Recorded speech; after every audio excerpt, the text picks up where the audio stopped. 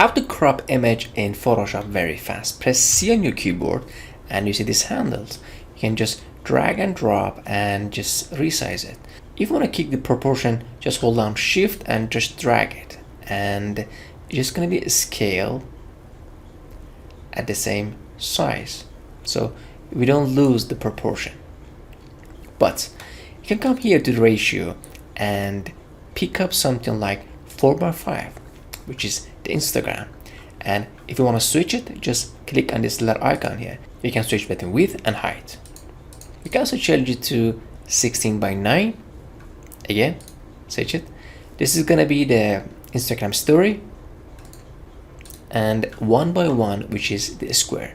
If I hold here and just drag it down my mouse, I'm just gonna move around and pick a very interesting area that I'm really looking for. Maybe this area at the center. I want this one. Just check this out. If this option is checked and if I press OK, I lose everything from the outside. But if I uncheck this and I press OK, the check mark, look, still if I go back to the move tool, I can go around. I still have my image, which is, this is very cool.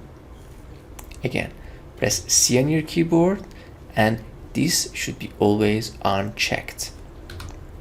Now, I press Enter to bring back everything from the outside.